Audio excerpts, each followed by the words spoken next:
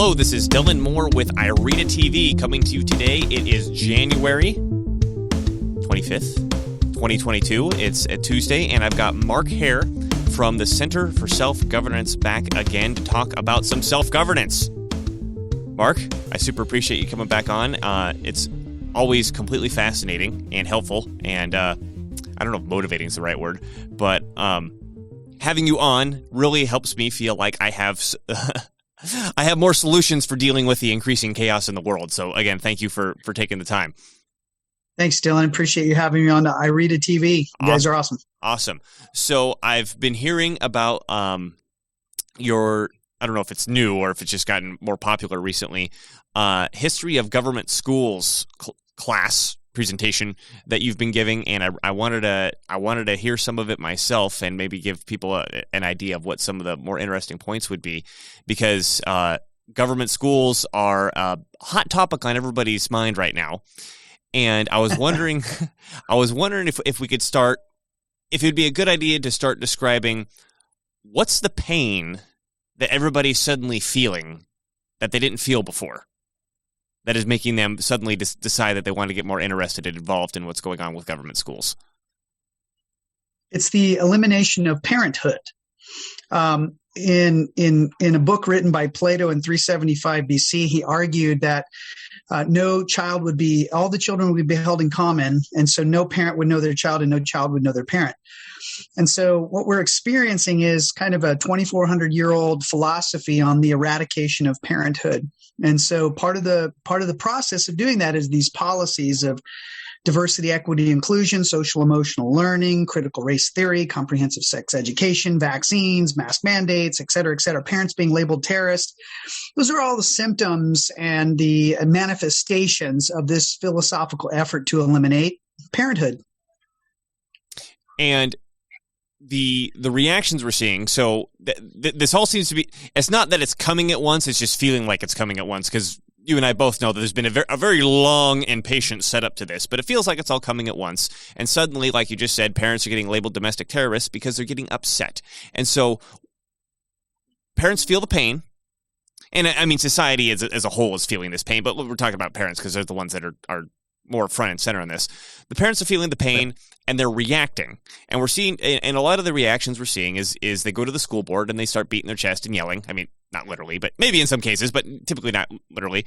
We're starting to see there's this movement, there's this momentum behind filing against school district individual surety bonds, people running for office, people threatening to sue the boards and the school districts. This is the sort of stuff we're seeing as a response. And the first thing I wanted to ask regarding this is, can you weigh in on the efficacy of these sorts of things? And are these people really addressing the problem by doing it this way? Well, if they were on the offense, maybe, but right now they're defensive and they're reactive to the policies and the things they don't like. And so since they compounded with that is they don't know the system, so their state constitution and the state laws governing their education systems. The Constitution and the state laws are what governs those education systems. And so reactive, defensive, not knowing the system, it's kind of like throwing spaghetti at the wall, expecting something to stick and hoping it works. And listen, that is an action, and it's most common action taken by most parents across the United States right now. I advise against it because if you knew the system, if you understand the Constitution and the state laws regarding your education systems, the second step is building relationships. Relationships are the key to navigating the system. Now, the third step with the relationships is the strategies and the tactics you bring to the table to fix the system. The fix for the system is not changing the people. Now, to some people, changing the people is fixing the system. Those are not the same thing. So just practically, if your car breaks down and you and I replace each other as the driver, the car is still broke down. Right. So fixing the system and changing the driver are not the same thing. And changing the driver is a thing if the car is being turned the wrong direction.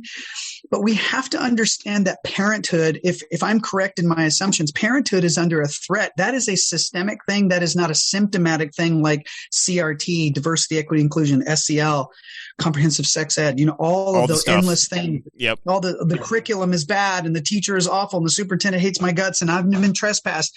We could spend hours and hours and hours on each one of those minutia details, and you would still be reacting to the symptoms without an understanding of the system.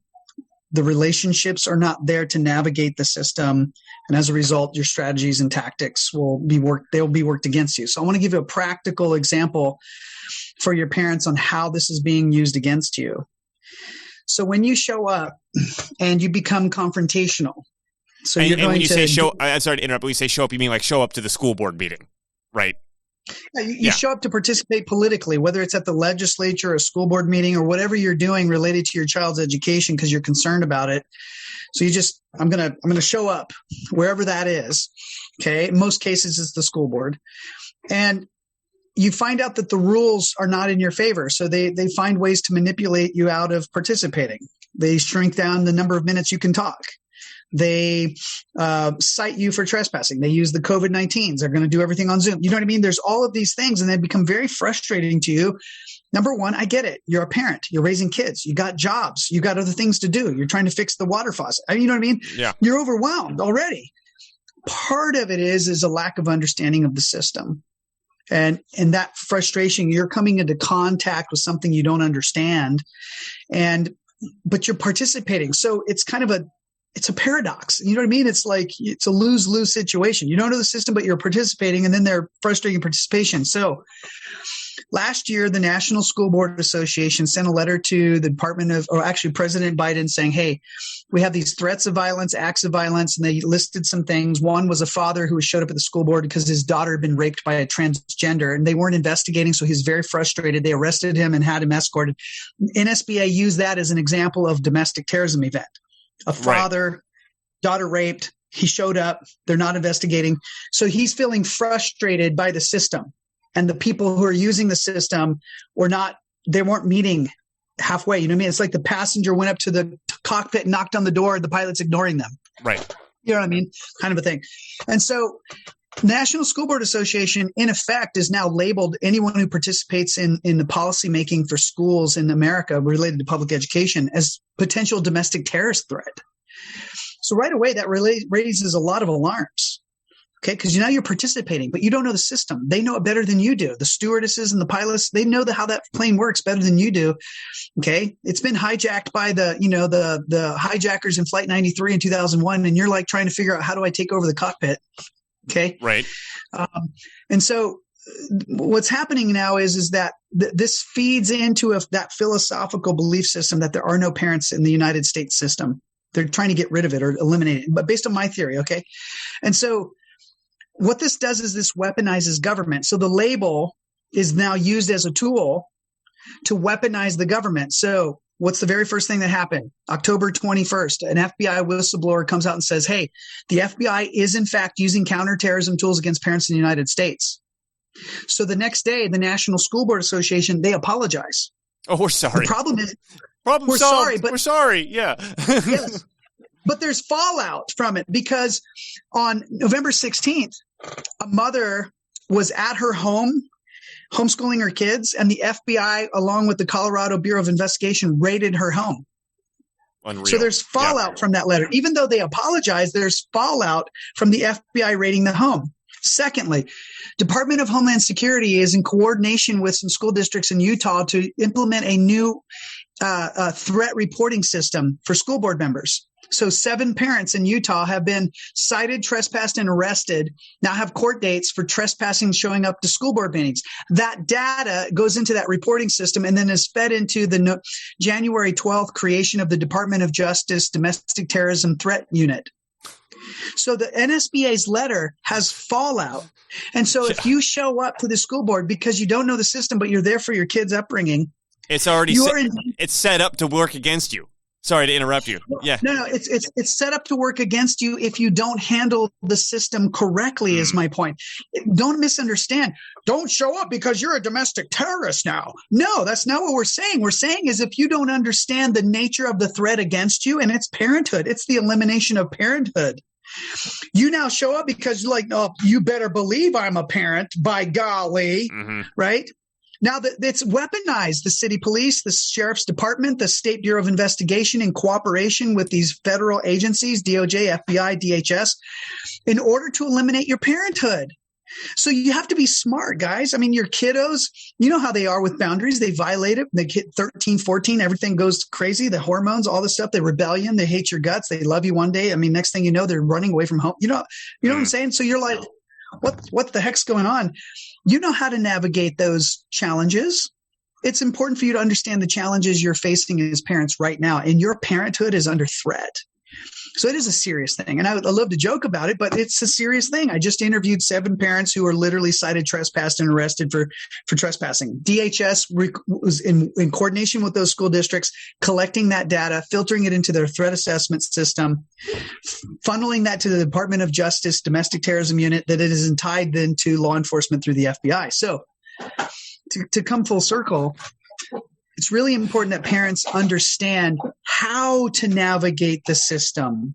I'm not saying we need to stop navigating the system because we're terrorists now and the government is against us. No, the government's not against you. There are philosophers who have weaponized people, the pilots and the stewardesses against you. The plane is an amazing aircraft. The United States is an amazing system. It's being weaponized against you. So be careful, Flight 93, when you storm the cockpit. You had 4 other options besides storming the cockpit. There was 4 other options, but you'd have to know the system in order to modify the servos and deal with the elevator and the ailerons and the communication systems and all this other stuff. But they didn't know the system. It's not their fault. And it was heroic. It was heroic, right? Some of these parents who are getting arrested, I watched some of the videos. There's some heroics there. They're like, I'm fighting for my kids. But just to advise your parents and your listeners, please learn the system before you storm the cockpit. There's more options. And part of it is knowing that how it's being weaponized against you. And we're not encouraging you not to participate because it has been weapon. No, it's learn how to navigate it. Learn how to navigate what's been hijacked. Can you tell me, do we have time, or is this is something that what you're going to say, take the class for, but what are these 4 other options? Well, I'm talking about Flight 93, a physical aircraft. Okay. Let me say it that way. Yeah, you're an aircraft mechanic. I forgot about that. Yeah. And the thing is, it's really important to understand is that parents who don't know the system, you're doing the best you can. You can see that the plane has been hijacked, and so you're just doing the one thing you know. We're going to take over the plane. We're going to storm the cockpit and replace the pilots. I get it. But if you know the system, your opportunities and options expand exponentially.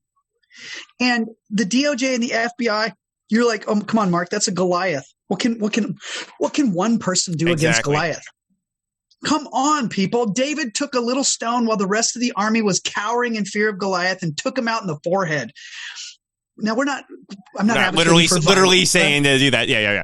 I get you. Politically speaking, you have a lot more stones in your bag with your sling than you realize, but you just have to start by learning the system.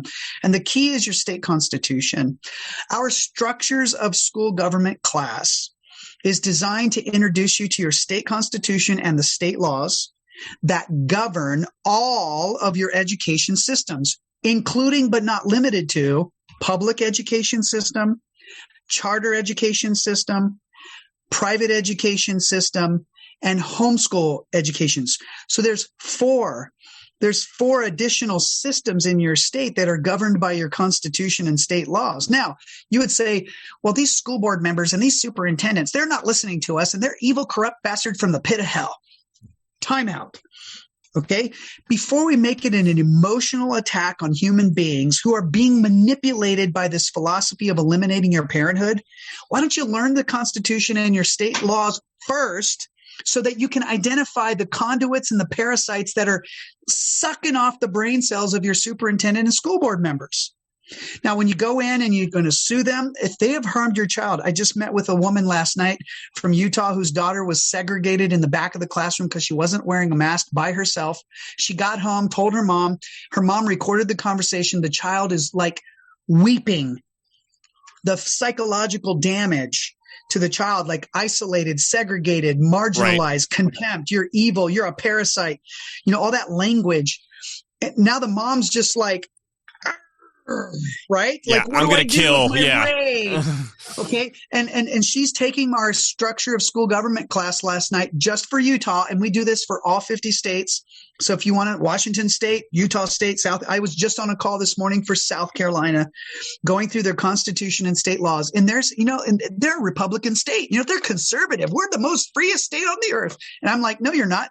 I took them to Title 63, Chapter 5, Section 350, where it says minors do not have to have the consent of their parents for health care.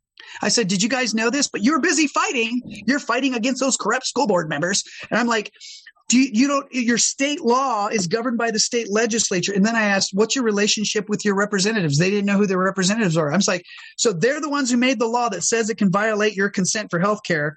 But you guys are going to your school board and attacking them, who is governed by the state legislature. So it's convoluted in terms of. And then this is a perfect example. This is a perfect example of cause versus symptom, right?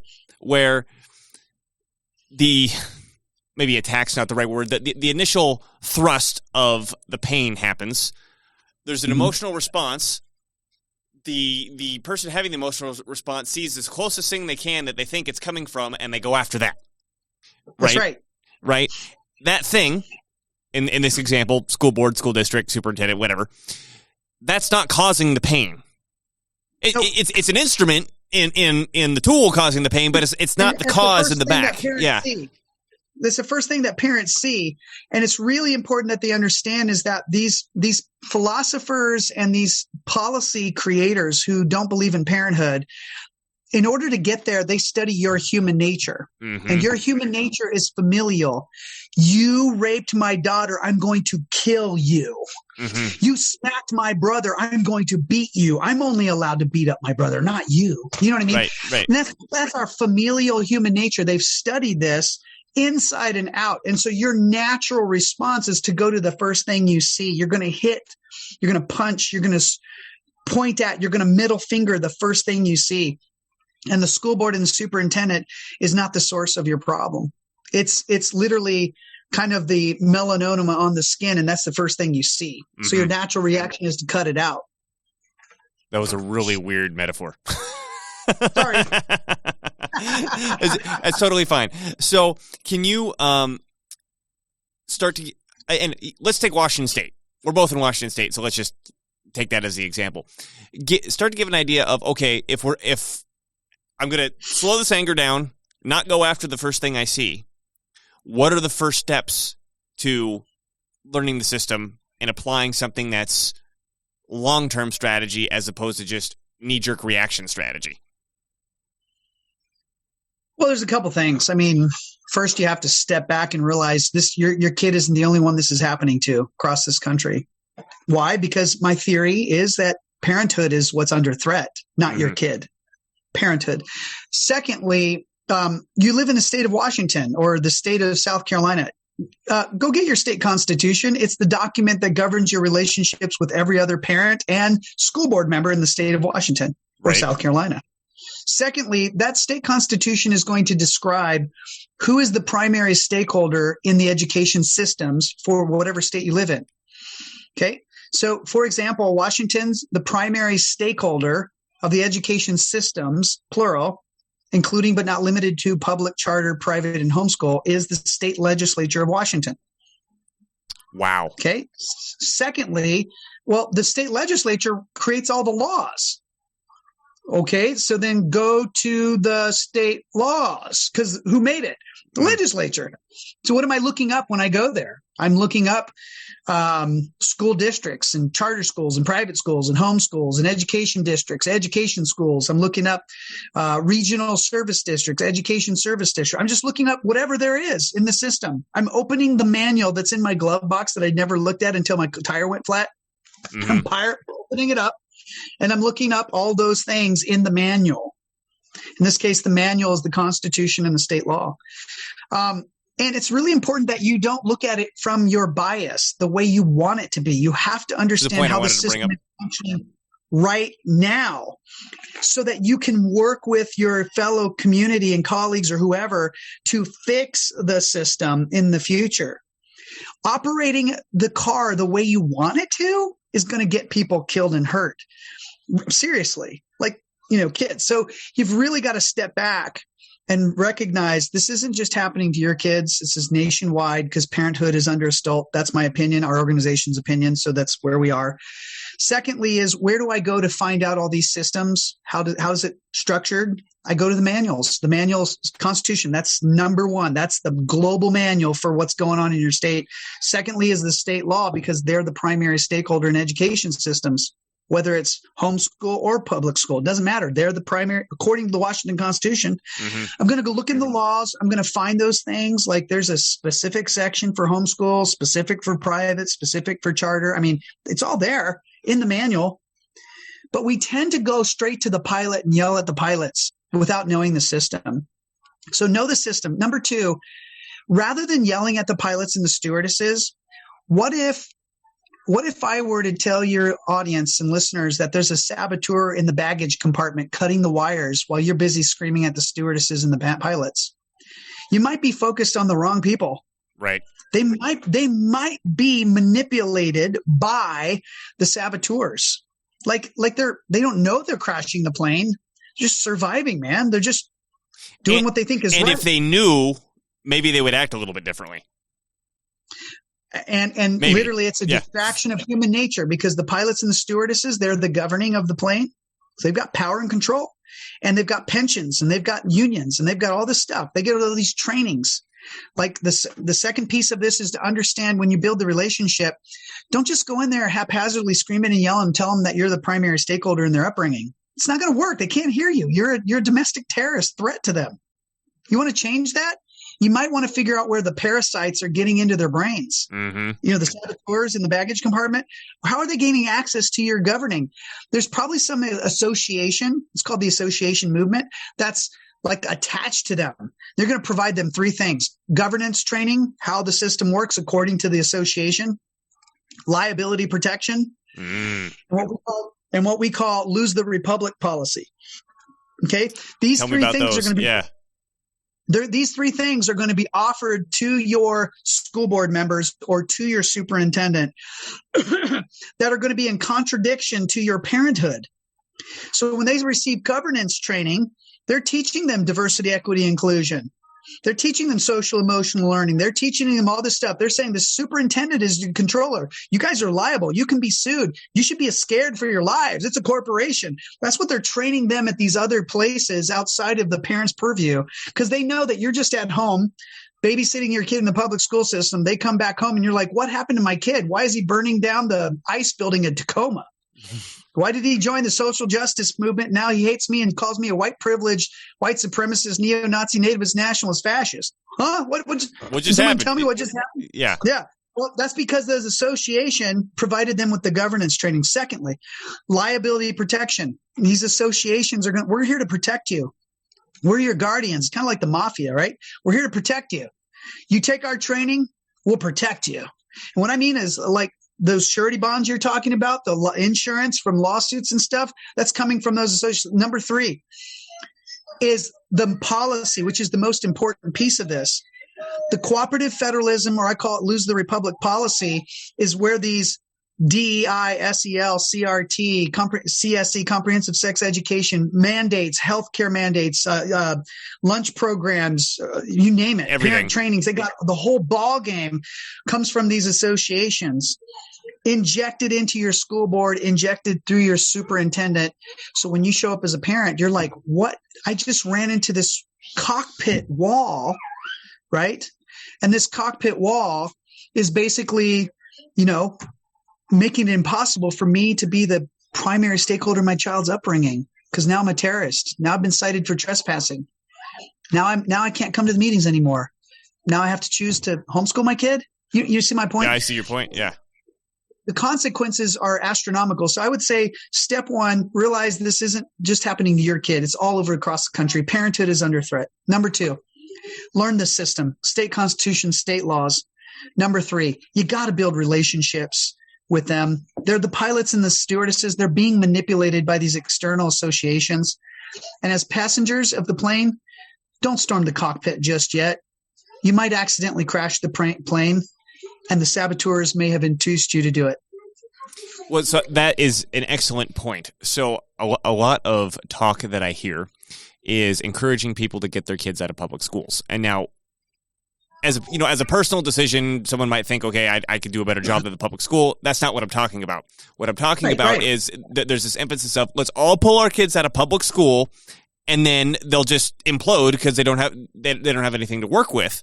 And okay, maybe that makes my emotional state feel better. But like we were just saying, we're well studied. We know that if we get an impact, someone punches us in the nose, our first reaction is to get mad and go after the first thing that we see, right? Well, that's been planned for. So can you tell me why it's not necessarily a good idea to say, okay, let's just break the system and then they can't get our kids anymore? So what's going on behind the scenes with these philosophers who don't believe in parenthood is they have created digital learning academies, this online curriculum. It started in the state of Washington and Seattle with Microsoft and apexlearning.com through Paul Allen.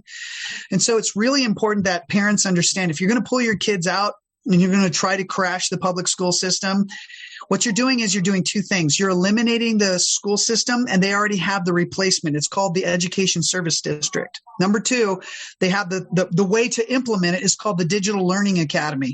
So there's not going to be such a thing in your world. You're going to be like, yeah, we got homeschool now. We're free. No, they've got Education Service Districts and Digital Learning Academy to replace the crashed public school system, which, by the way, is what they want. They agree with your parents.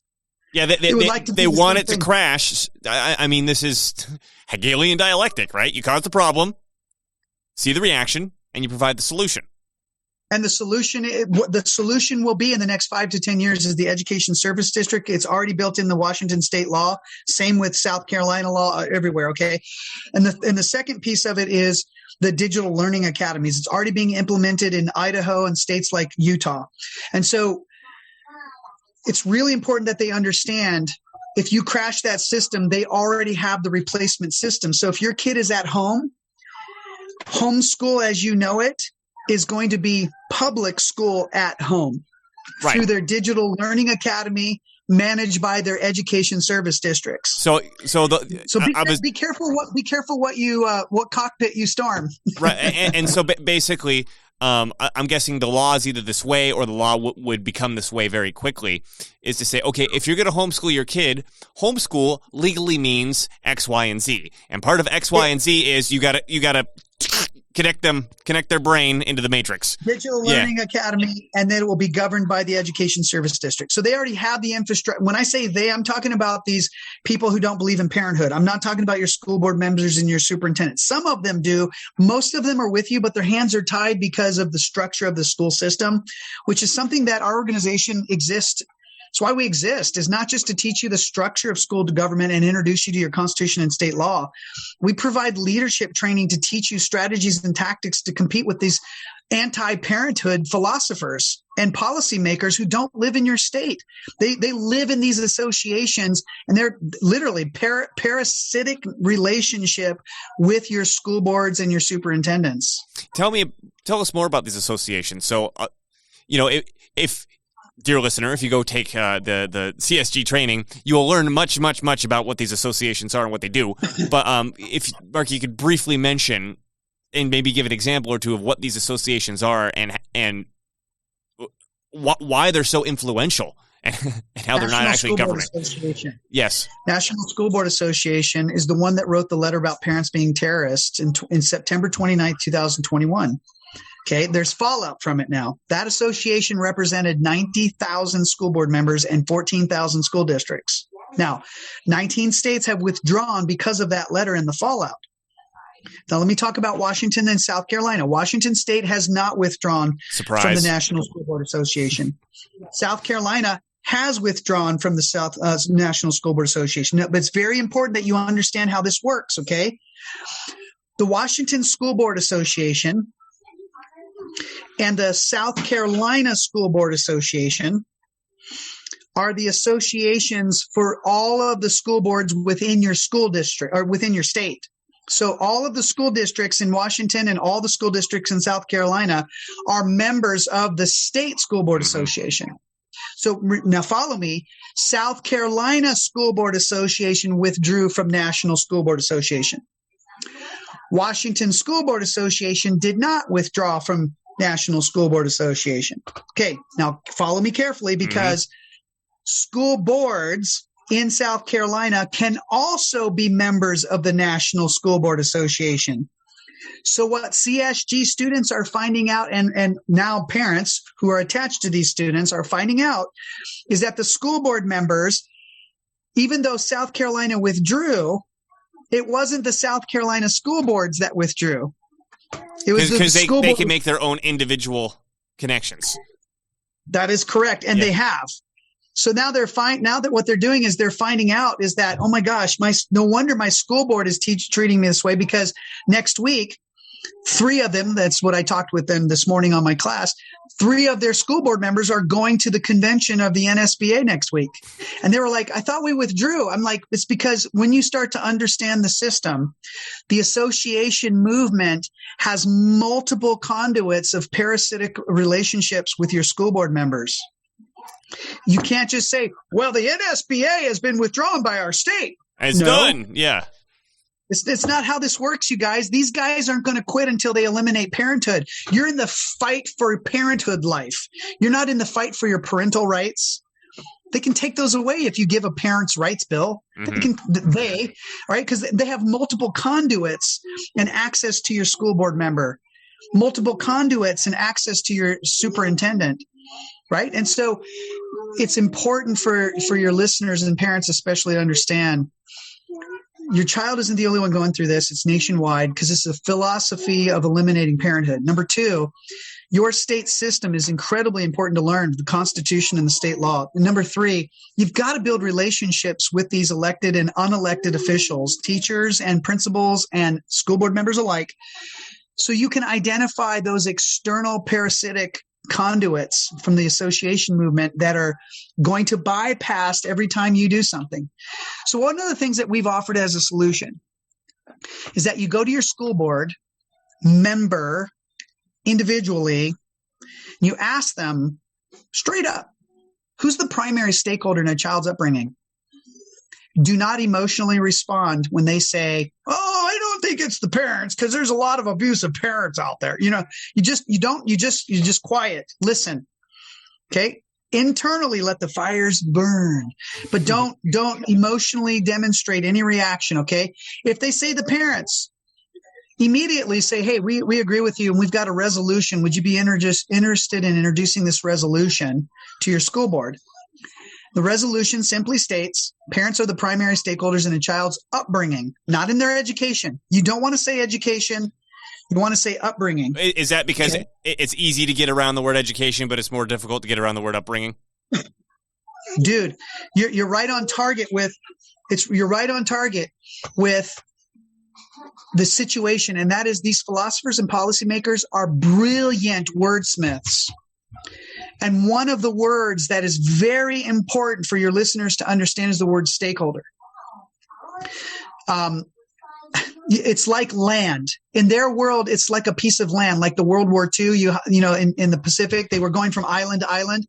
Just think of each island as a word or a phrase. We have to take one word and phrase at a time back. And I would argue very important that you take the word stakeholder back.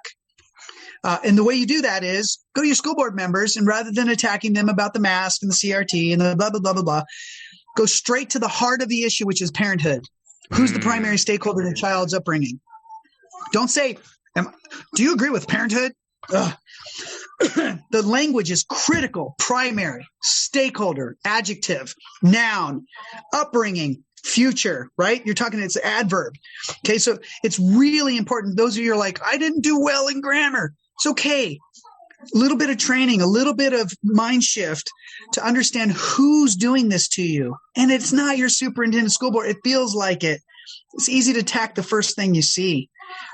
Build the relationships, learn the system, develop a leadership team that can think strategically about how to deal with this anti-parenthood philosophy. And where is it coming from? It's not even originating here in the United States. It's coming from other associations that exist in like Switzerland and stuff. It's attached to your National Governors Association through your governor of Washington and the governor of South Carolina, and they're both Democrat and Republican. So even the partisan party doesn't matter in this game. So build relationships on the outside with the passengers, Democrat, Republican, independent, and apolitical parents.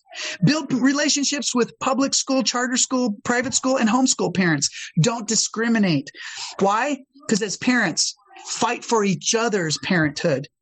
Do you love their parenthood as much as your own? Set aside your partisanship and fight for parenthood. It's under threat. Start with the system. Learn the Constitution and the state laws. Build relationships with the superintendent of school boards. Introduce resolutions and constitutional amendments. Change the laws as you learn them.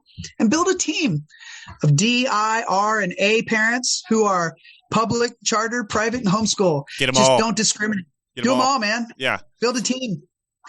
So it sounds to me like what you're talking about is political leadership. Yes. Can you give me an idea? Because we're in a situation where we've woken up out of this haze, and we're really quickly recognizing we're kind of outgunned. And I don't mean literally guns. I mean in terms politically, like you've been saying, where okay. An advancement of political leadership is not to just react at the first thing that punches you in the nose. Is to step back and say, okay, that's not leadership. Well, let's identify what's actually going on here and make us, a strategic move. Are you able to give an idea of what your understanding of what a political leader is? Yeah. So I'm going to go back to the founding of the United States. So there's a woman who is erased from U.S. history on purpose. Her name is Elizabeth Powell. She established two things in her lifetime. One was called the Republican Court, and the other is called the Republican Motherhood. In the Republican Court, you gathered people together who believed in keeping our system together, making sure the boundaries and the controls remained intact so that this kind of oppressive philosophy doesn't have a way to advance.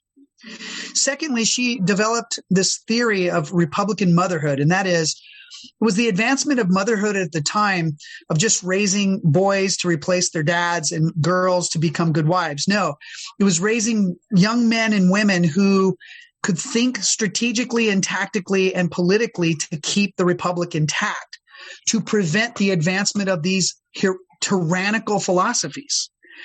Okay, so she advanced these ideas, and our organization, we like to refer to her as the founding mother. And the reason why is because of her creation of these two concepts and her influence in the creation as well as the preservation of our current United States government. It's beyond phenomenal. And I know that's not the treatise of this particular session. However, very important that political leadership be understood in the 21st century as not just getting elected and becoming the pilot, but how as a passenger do I govern myself and stay out of the food fight over the good or bad service of the stewardess, put on my orange jersey to fix the plane, the system, the government, so I can identify the saboteur. Because the pilot and the stewardesses are focused on stuff going on in the driver's seat and the service to the passengers. Right. Who's paying attention to the saboteurs? Mrs. Powell was that lady, Dylan. She was that person.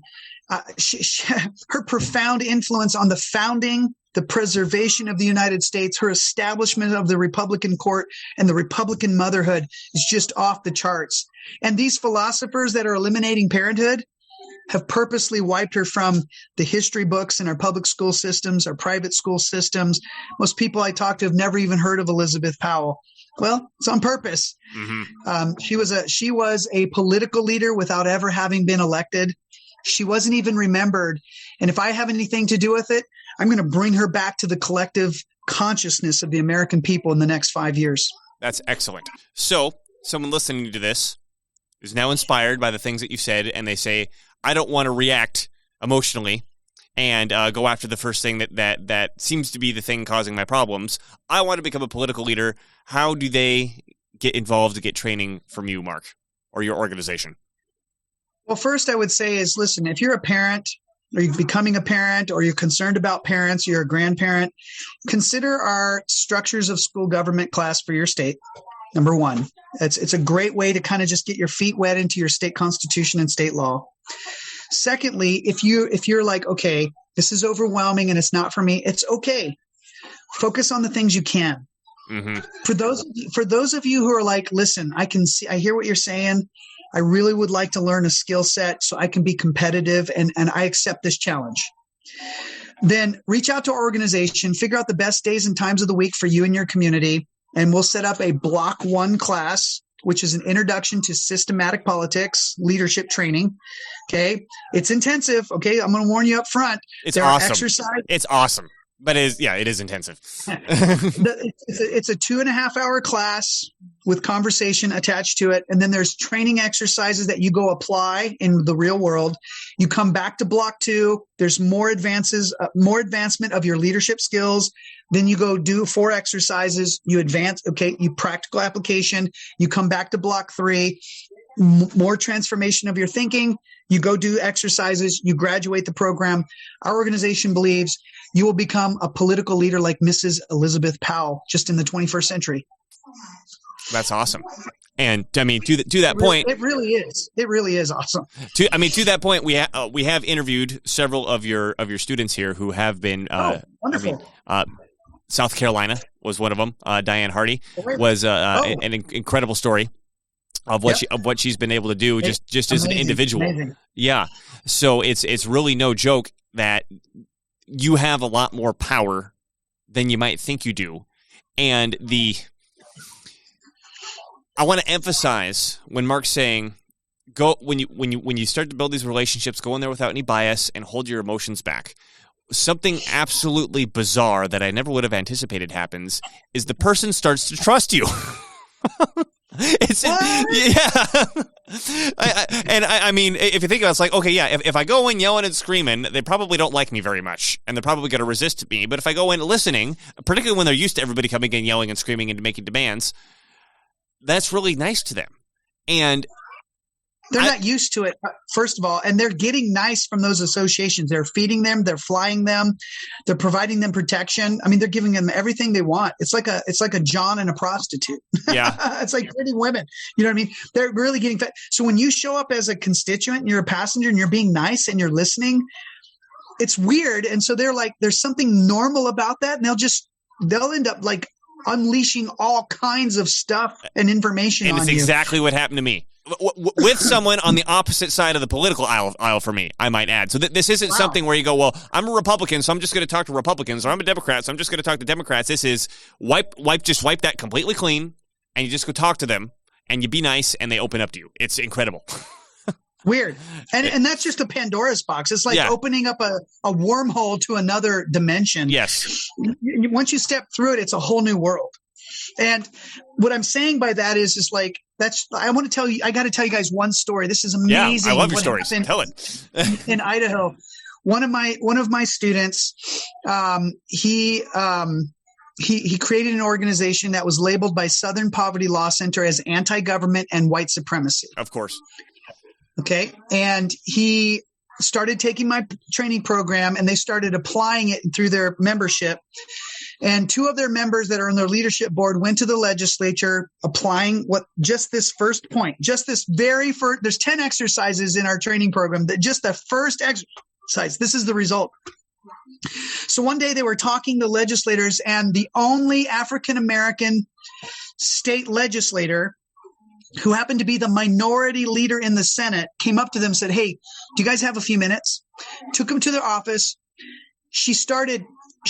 I need to apologize to you guys. And they're in completely opposite sides of the partisan aisle. So she's on the left side of the plane and they're on the right side of the plane. Mm-hmm. Do you know what I mean? Blue and red. And she's like, "I got to apologize to you." And they're like, "What do you have to apologize for us? You haven't done anything. We haven't done anything." She's like, "Well, there was a picture of one of your people online and the media came out and people were criticizing me that I should have been more vocal in opposing that. And I came out and said, yeah, you're sure right. But then my Muslim son came to me, who's literally like the only Muslim in Idaho, right? And she's a Baptist, and she was treated bad by the Republicans because her son is a Muslim and she's a Baptist and a Democrat, right? So there's all this kind of drama. Casserole of soap opera. Yeah. Okay. He comes to her privately and says, "Mom, you probably should look into these people before you make judgments, just like everyone does in the state of Idaho towards me." Boom. Dude, I'm telling you, it's like powerful. Boom. And so that from her son, right? And she's like, so she started investigating them, went to their Facebooks. I mean, she really took what her son said to heart. I mean, this to me is an emotional experience of just that first exercise, because the philosophers doing this to us know our human nature and they leverage it against us. They totally play us against each other. It's so infuriating, but I think we can figure this out now.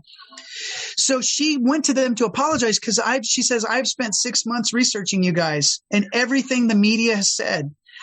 I'm the regional director for Southern Poverty Law Center. The fact that they have you listed on here is wrong. What you guys do for your community," and I have called people in the community, I've spoken with law enforcement, "I have found out that everything that they are saying about you is false." Mm-hmm. And from that day forward, a bond was made between a Democrat and Republicans, and these guys aren't even elected, but they're labeled white supremacists. They're labeled domestic terrorists. They're labeled all this crap. And she called SPLC because she's a regional director. And she says, "I've done 6 months of research. And she asked them up front, "What do you think I should do with this group?" She says, "Well, if you're going to talk to anybody, they're probably the one group you should talk to." And she says, "I want you to take them off the list because everything you're saying about them is false. I've done the research." Mm-hmm. And the very next day, SPLC took them off the list. Woo! You know what I'm saying? Yeah, and I'm saying, and now they're working together on a constitutional amendment to enshrine personhood. Because she realized based on our training, we taught them about the word person, but that's in the leadership class. Okay. It's too much for this time right now. Is you have to, the word person, transgenders and all this gender nonsense and everything that's going on with the whole country right now with this stuff. It's like, if you just enshrine the definition of human being in your constitution, you take care of the whole problem and the whole thing. And she got it. And now they're coordinating together, introducing a constitutional amendment to the Idaho State Constitution that enshrines personhood as human only. It's beautiful, dude. I'm just saying. So you just don't know what that first exercise will do for you. Yeah, it's the Pandora's box, like you just said, right? I mean, and I didn't have a reaction that big, but my reaction was very similar. Where I had a county councilwoman asking me for advice by the end of the first phone call.